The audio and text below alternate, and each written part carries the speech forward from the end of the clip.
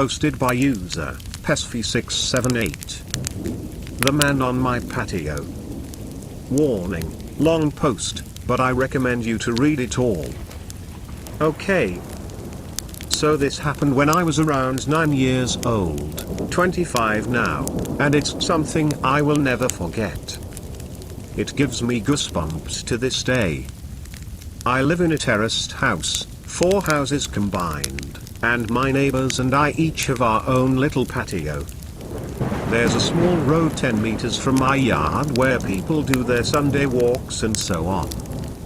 Only a small fence separates my small yard and patio from that road. I live in a pretty crowded area, with several of these terraced houses spread around in my neighborhood, so seeing people walking on that road is pretty normal for me. Seeing random people standing on my patio is not. When I was 9, I usually got home from school about an hour before my mom got home from work. I live maybe 50 meters away from school, so my mom figured I was mature enough to be home alone for around an hour before she got home.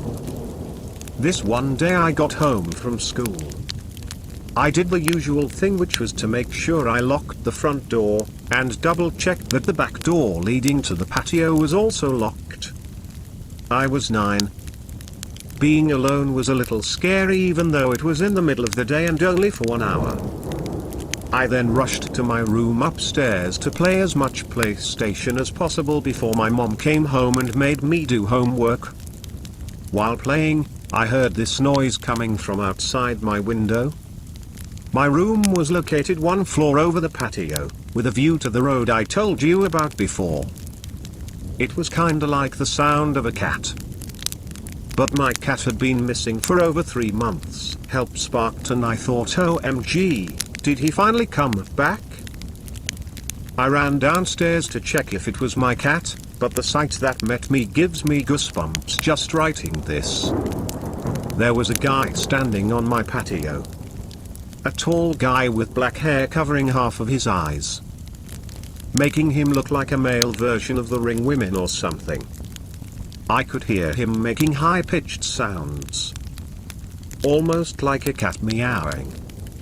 A brown liquid was running down from his mouth, and I could see him spitting out my dad's stomped cigarettes.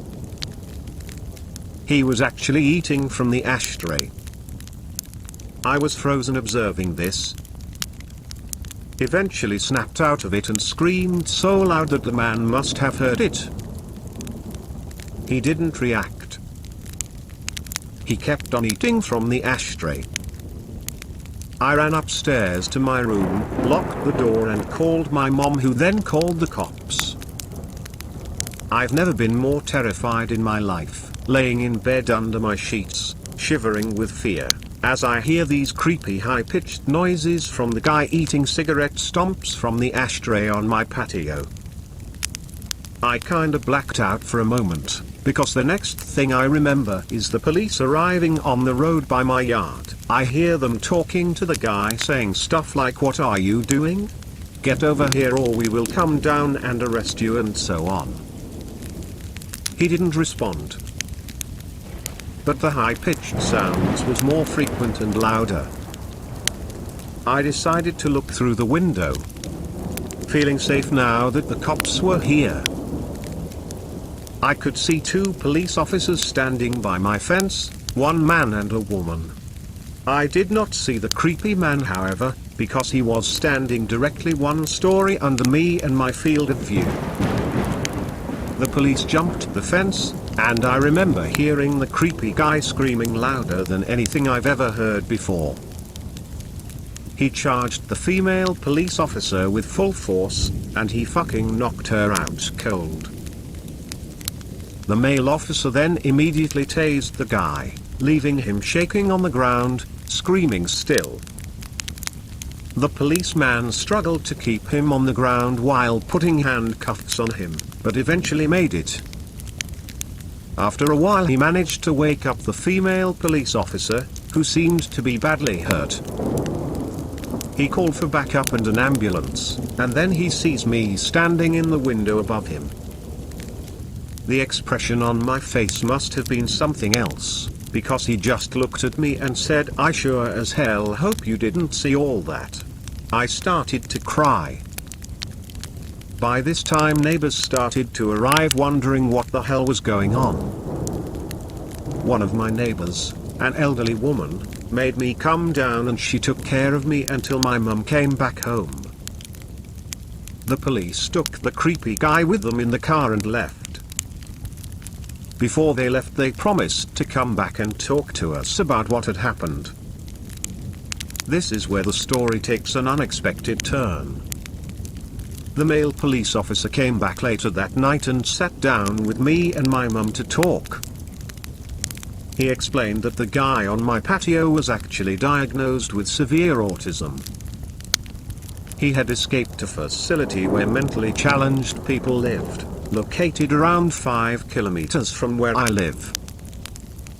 He explained that the guy had actually been living in my house 5 years ago, but he had been forced to move when his mum, his only caretaker, died. The poor guy probably thought he would find his mom in my house. He missed the routines and he missed living there with his mom. The police had to move him from the house that time 5 years ago, because he was extremely strong. From what I heard, he had extreme tensions in the body because of the autism, making his muscles grow stronger and stronger throughout the years. This was the reason he reacted the way he did when the police came this day. Still frightened, I told the police officer that he needed to make sure this would never happen again. He promised it wouldn't. After a few sleepless nights, my life got back to normal. The years went by and the guy didn't come back until 1 year ago. At this time my mum and dad had moved out. I bought the house from them and I'm still living there today. I was enjoying my morning coffee on the patio when I see this random guy stopping on the road by my fence. He just stands there, looking at me. I look at him and give him a nod, and then I hear the high-pitched noises. Holy shit, it's him. His hair had turned grey, but the high-pitched sounds made me realize. My heart started racing and I instantly remembered the reason why he was back. I realized that he must have managed to escape again. Because I kept my cool a bit longer than when I was 9.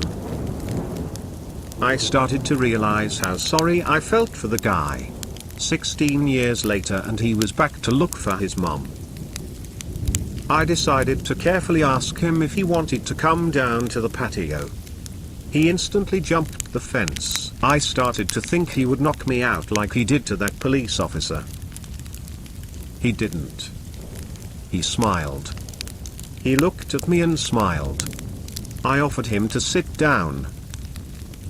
He didn't respond. I offered him to come inside. He started laughing.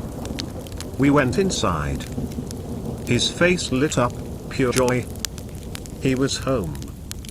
It reminded him of the life he had with his mom.